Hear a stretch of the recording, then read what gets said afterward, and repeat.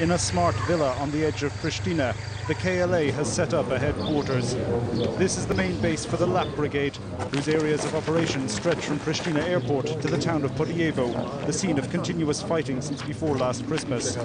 Now, out of the field, dozens of soldiers in camouflage lined up for the day's instruction and the raising of the flag. Today is the first day in which there are absolutely no Serbian police or troops in town, and the Pristina KLA has come out in force. Armed guards are posted all around. Inside, we were told, are several members of the KLA-dominated provisional government. We were told they and others of the KLA's general headquarters staff are engaged in meetings with NATO commanders to formalize an agreement for the demilitarization of the KLA and its potential transformation into Kosovo's police force. As far as I know, our people has accepted the demilitarization and also transformation of the KLA, so that means that many people will become policemen, many of our soldiers, and many of them will stay as a National Guard. What's going to happen to the weapons of the KLA? Because a number of KLA soldiers have had their weapons taken from them by NATO troops. What do you think is going to happen? Are they going to hand all their weapons into a central collection point? Yeah, we will pick them on the central collection points and we will send them in our barracks, which will be controlled by our soldiers and also NATO troops. And because we don't need them anymore now, because the Serbs forces are not anymore in Kosovo, they has left Kosovo. The Serb forces may be gone from this region, but the evidence of their grim campaign continues to unfold. In Pristina today, a torture chamber in the basement of an Interior Ministry police station was discovered by British troops.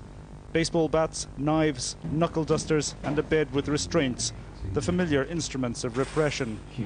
If the police were bad, the paramilitaries were worse. Just outside the city, in a quiet valley near the village of Llogare, we came across the aftermath of a massacre carried out by paramilitaries over 3 days in March. In this bullet-riddled house lay the half-burnt body of a man. In the rooms around, the evidence of the violence that swept him away. While we were filming, a lone Canadian sergeant arrived. Alerted by locals, he was using global positioning satellite equipment to locate the bodies so that other teams could find them. We were led down a track to a narrow stream. Beside it, the bodies of 2 other refugees.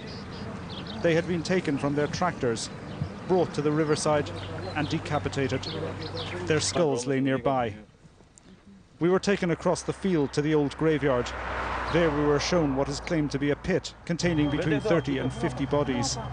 They had been buried by gypsies who hadn't done a good job. The smell of death was everywhere. More troops arrived to mark off the site for investigators from the War Crimes Tribunal.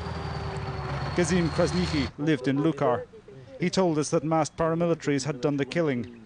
The victims were villagers and refugees who had fled from Podievo. They had lain in the fields for several days before being buried. There were 2 other grave pits nearby, which the British troops had marked. On a warm summer's day, in a valley filled with flowers, one could only imagine the horrors that had taken place here and the terror of those who had died so violently. Sean Whelan, RTE News, Llogare.